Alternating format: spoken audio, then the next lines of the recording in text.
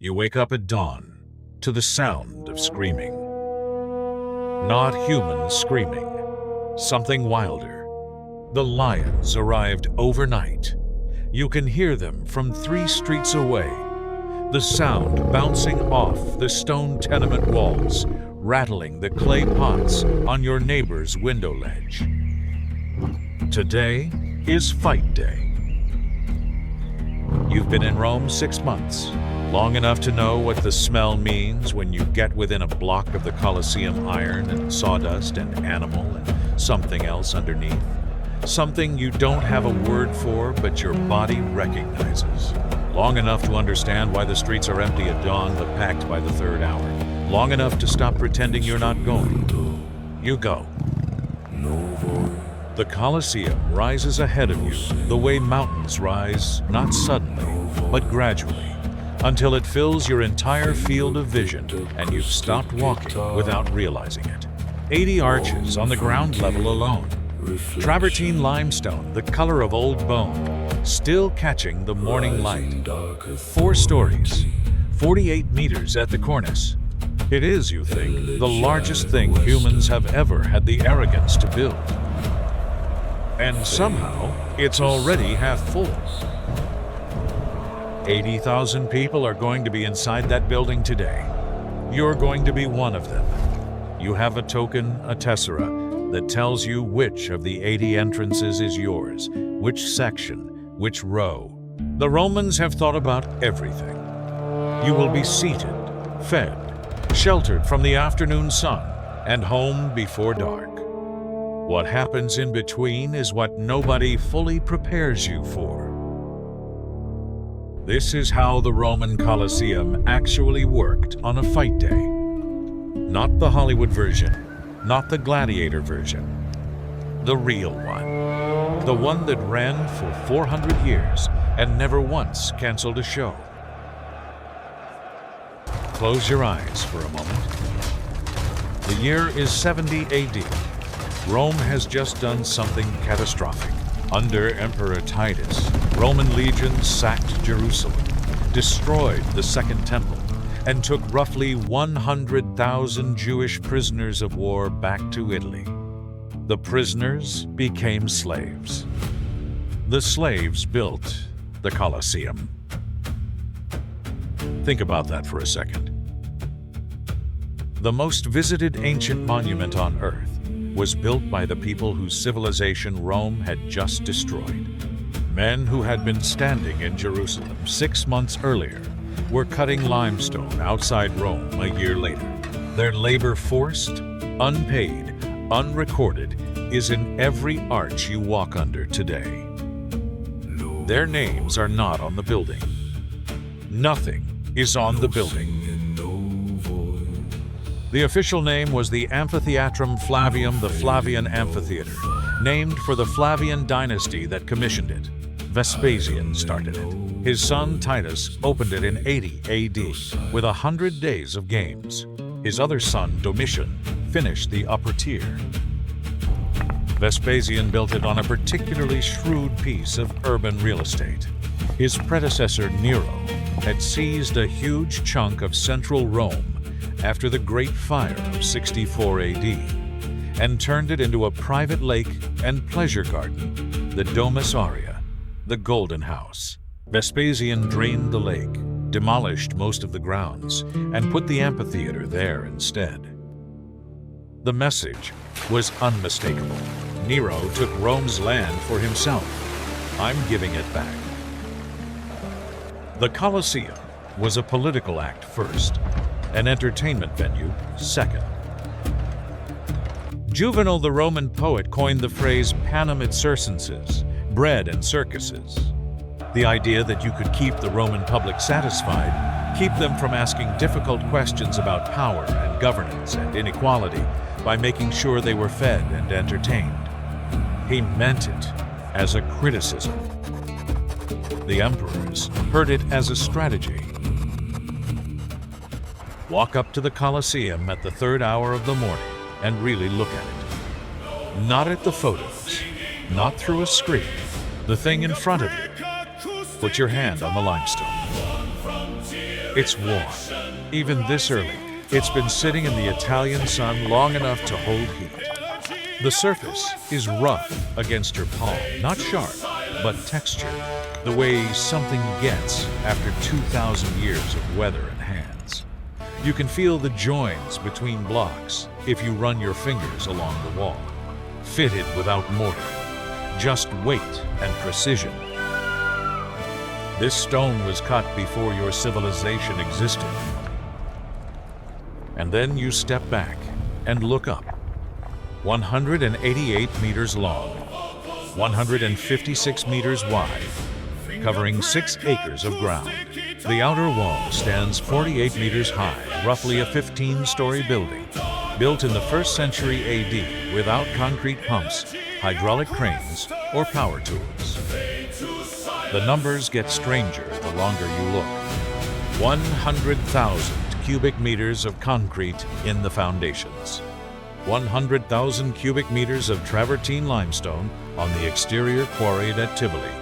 17 miles away, transported by cart and canal, cut by hand. 300 tons of iron clamps holding the stone together. No mortar, just iron. Construction took 10 years. At peak, workers completed roughly 1 cubic meter of limestone, facing every 17 minutes, around the clock, for a decade. Now, the seating. Between 50,000 and 80,000 spectators, modern scholars favor the lower figure. 4 horizontal tiers, senators and the Vestal virgins at the bottom, marble seats. Then equestrians, then Roman citizens, soldiers, freed slaves. The 4th tier, highest and farthest from the action, was for women. Except the Vestal virgins. They sat ringside. Every seat had a number. Every seat had a designated entrance. You could get 50,000 people seated in roughly 15 minutes, evacuated in 8. Modern stadium architects still study these crowd flow calculations. They still haven't beaten them. Now feel what it actually cost to run this place. You are Flavius, a junior administrator in the office of the curator Aquarum et Munero, the official responsible for water supply and public games. It's 107 AD, during the reign of Trajan, and your job this week is logistics for a 3-day munus. Your wax tablets. Animals. 40 lions sourced from North Africa via the port at Ostia. 20 bears from Pannonia, a rhinoceros that arrived 6 weeks ago and has been eating twice what the keeper estimated. 8 ostriches, an uncounted number of wild boars. Gladiators, 60 men from 3 training schools. The Ludus Magnus, the Ludus Dacicus, the Ludus Matutinus, a mix of experienced fighters and new men making their first appearance. Staff, 300 arena workers for the event itself. Doctors the Colosseum employed trained physicians on fight days. Carpenters for the wooden stage floor that sits over the Hypogeum. Riggers for the Valerium, the enormous canvas awning covering the upper seating. Lighting crews for events running past dark. Soldiers for crowd control. Priests, because the games had religious significance and the appropriate rites had to be observed.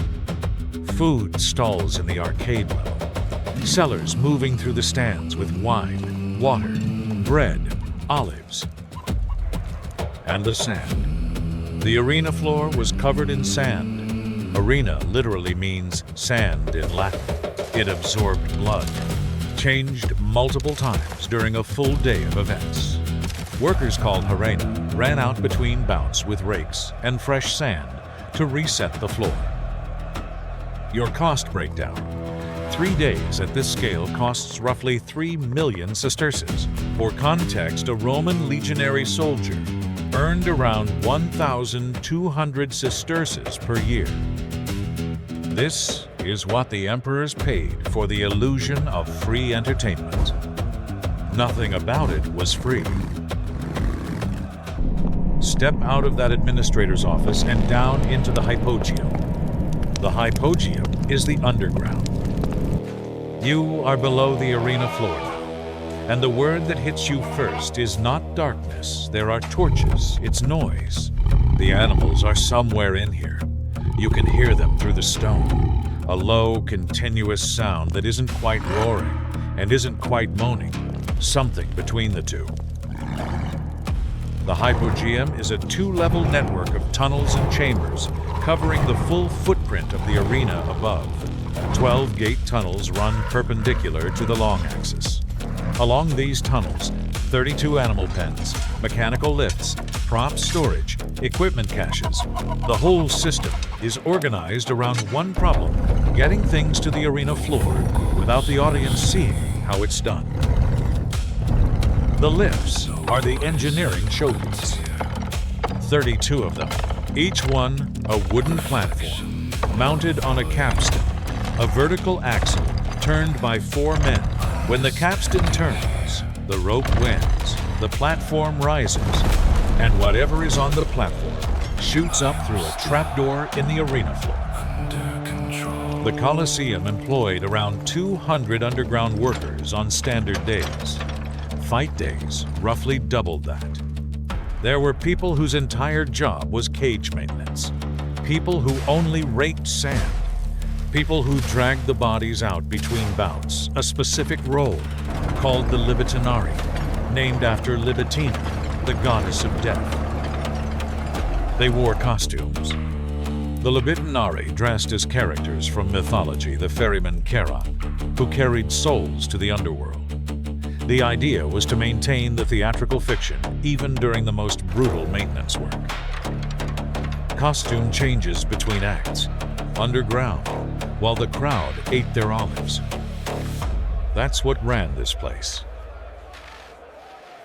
Here is the thing about the Colosseum that nobody tells you. The gladiators mostly didn't die. Not in the casual, every bout slaughter that films show. The actual mortality rate for gladiatorial combat in the 1st and 2nd centuries AD, based on archaeological evidence from gladiatorial cemeteries, primarily one found at Ephesus in 1993, was somewhere between 1 in 5 and 1 in 10 per fight. High by any modern standard. By Roman standards, shockingly survivable. The economics drove this. A trained gladiator cost roughly the same as a Roman townhouse. The lanista, the training school owner, was not enthusiastic about writing off that investment every time his fighters stepped into the arena. The gladiators ate a specific diet. The Ephesus cemetery analysis found their bones had unusually high levels of strontium, consistent with heavy consumption of barley and legumes, not meat. Roman writers mocked them for this, calling them hordearii, barley men. But the diet made sense. High carbohydrate, calorie-dense food builds a subcutaneous fat layer that protects the vital organs from shallow cuts. They were treated by trained physicians after fights. Galen, arguably the most influential doctor in the history of Western medicine, spent several years early in his career as physician to the gladiatorial school at Pergamon. He later wrote that he learned more about human anatomy from treating gladiatorial wounds than from any other source. There is also strong evidence that some gladiators were celebrities. We have graffiti from Pompeii, where specific fighters are named and praised, evidence of fan followings, women leaving gifts at the gates of the training schools. The people in that arena were not condemned men waiting to die. A lot of them were professionals with contracts, fan bases, and retirement plans. That doesn't make it less brutal.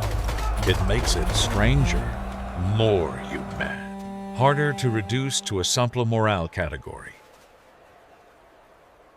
Come back up from the Hypogeum and look at the structure itself. Stand in the tunnel that leads from the underground to the arena floor. The stone is damp here, even in summer, The air smells of water and old stone, and something animal underneath that no amount of cleaning has fully removed after 400 years of use. The arch above you was laid in 72 AD, still standing. The Romans didn't invent the arch, the Etruscans used it before them. But the Romans deployed it at a scale nobody had attempted.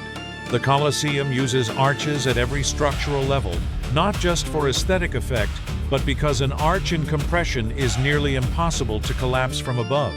The load distributes outward and downward through the stone. The heavier the load, the tighter the arch. The concrete is the other piece. Roman concrete opus caementicium made with volcanic ash called pozzolana, mixed with seawater and lime. Material scientists studying samples from the Colosseum have found something that shouldn't be possible. The concrete is stronger now than when it was poured. The chemical reaction between the pozzolana and seawater never fully stopped. It kept going for 2,000 years. Modern Portland cement peaks in strength around 28 days and then begins, very slowly, to degrade. Roman concrete gets stronger over time. We have been trying to reverse engineer this since the 1980s. The full behavior of the mineral crystals under long-term seawater exposure. We are close, but not there. The Colosseum also had running water. A branch of the Aqua Claudia aqueduct ran directly to the building, documented. Pipes to the animal pens, the bathrooms, the arena maintenance. At no point in 400 years of operation did the Colosseum have a water supply problem. You are in your seat by the 4th hour. The stone beneath you is warm from the morning sun. Around you, 50,000 people settling, adjusting, passing food. The smell of the crowd's sweat, perfume, bread, wine, thick and specific. The smell of a city packed into one space. The velarium is not fully extended. The wind is wrong. Half the upper tier is in shade. Your section is in full sun, and the stone holds the heat the way stone does, radiating it back up through the thin cushion you were smart enough to bring. The morning program is the Venationes animal hunts. You hear the gates open before you see anything.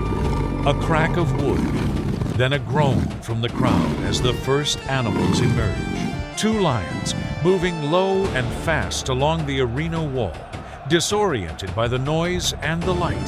The Venator, the animal hunter, is already in the center. Leather loincloth and a short spear. That's it. The first pass happens fast. The crowd surges. The person beside you grabs your arm without meaning to. The lion goes down. The sand is red. The Libitinarii jog out in their Sharon costumes, rakes moving, fresh sand spreading. The evidence gone in 3 minutes.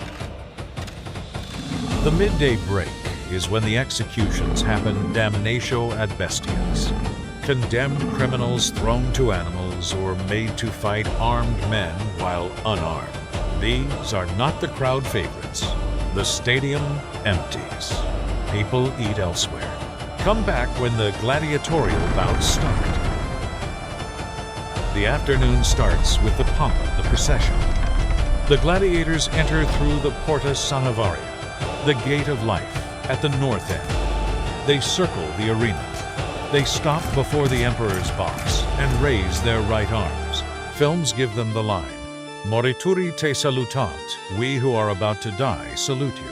Suetonius records that line, but from condemned prisoners at a staged naval battle, not from regular gladiators. The movies invented the tradition. The real moment is quieter. A raised arm, stillness. Then the music starts. Tibicines playing double flutes, and a hydraulis, a water-powered organ whose sound carries through the whole structure. This is documented. The sound of the Colosseum was never silenced. Your bout is a secutor versus a retiarius, the net and trident man against the helmeted pursuer. 3 minutes in, the retiarius threw his net once and missed. The crowd is shouting the secutor's name, which you learned from the painted signs outside the entrance. The secutor catches a trident point along the left arm, not deep. He doesn't slow down. The retiarius is running now, breathing hard, trying to reset. The secutor's breathing stays controlled. You can see his chest from here, the rhythm of it, steady.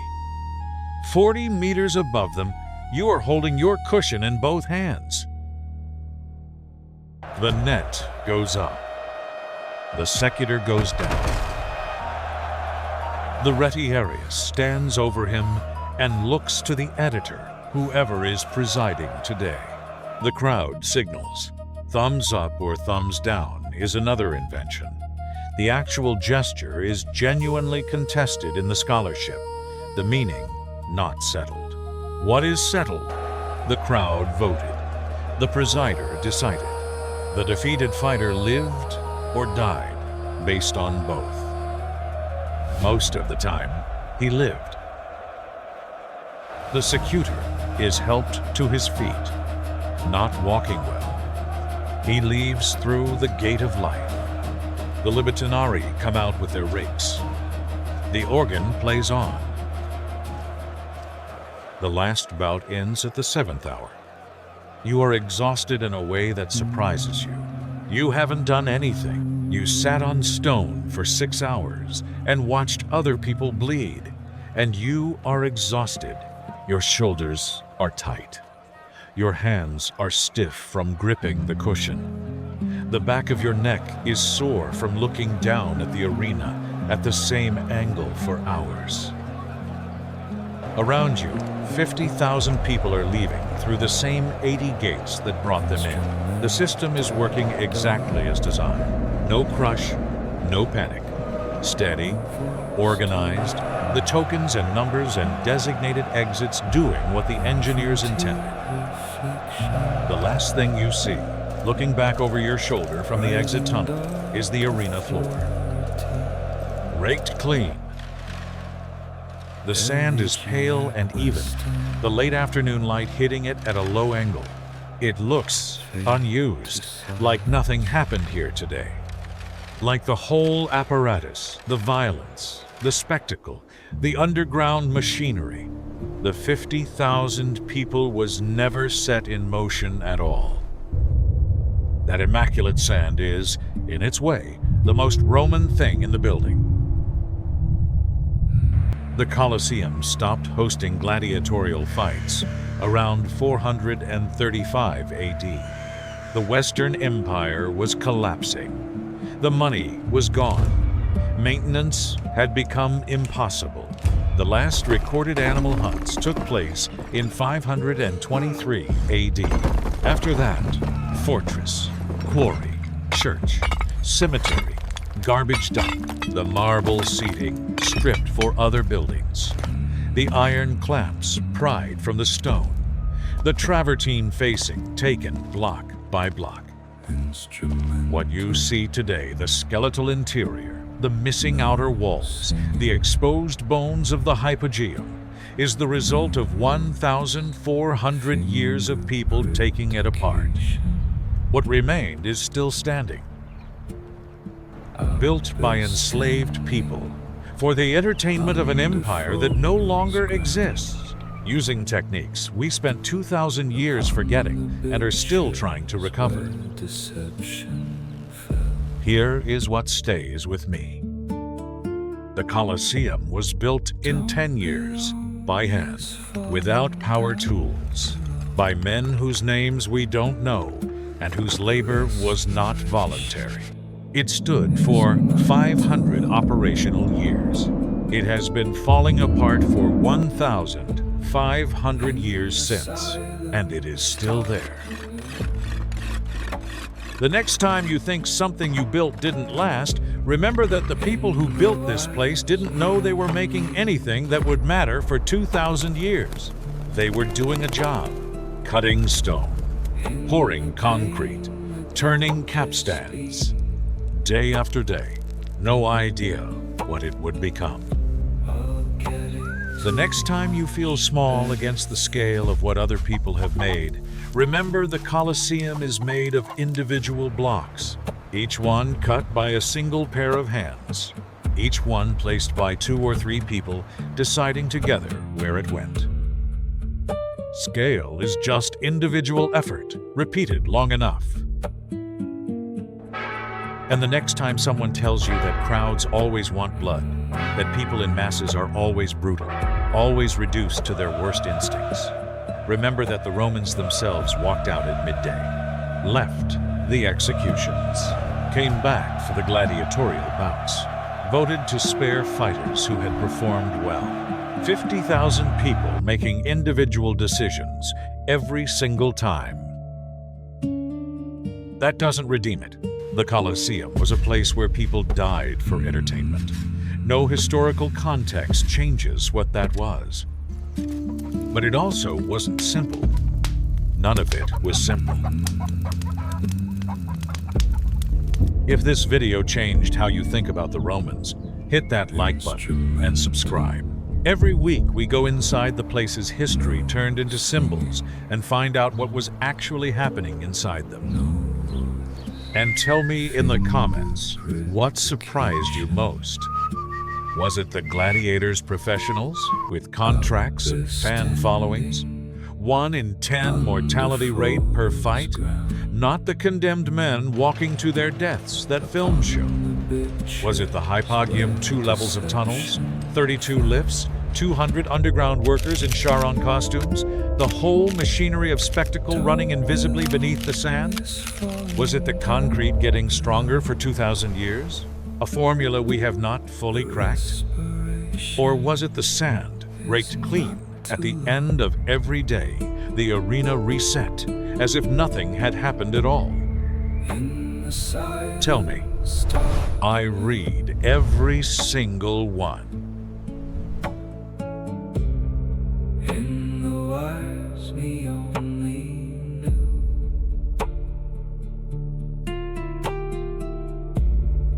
In the pain that don't speak.